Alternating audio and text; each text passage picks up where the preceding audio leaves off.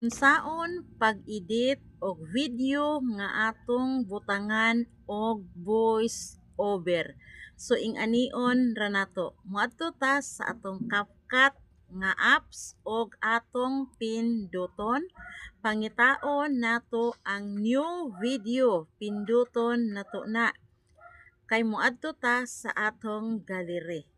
Sumo ni atong gallery, magpili tag video kay atong i-edit sa CapCut ug atong butangan og voice over.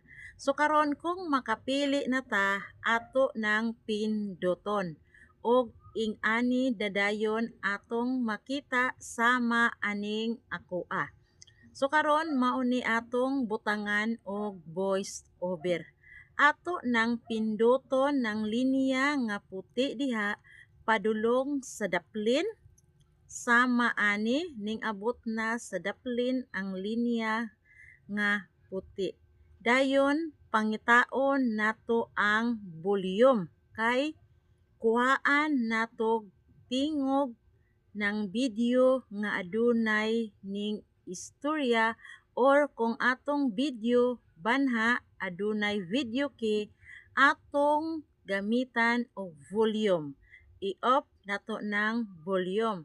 So pinduton nato ng volume. So ingon ani na atong makita. So ato na siyang isibog didto sa daplin nga 0 na ang makita. So karon kanang atong video wala na nay tingog, peaceful na. So karon pangitaon nato ang record kay mag voice over na ta. So pinduton nato ng record, mao ni atong makita. Color blue na kung atong pinduton. Dayon pinduton lang nato ng check. Paghuman, utrohon nato nagpindot, mo istorya na dayon ta kung unsay atong iistorya sa atong video.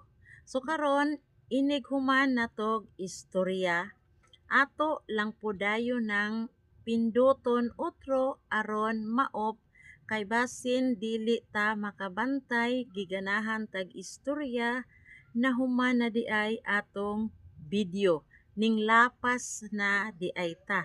So karon pinduton nato ng record na off na siya.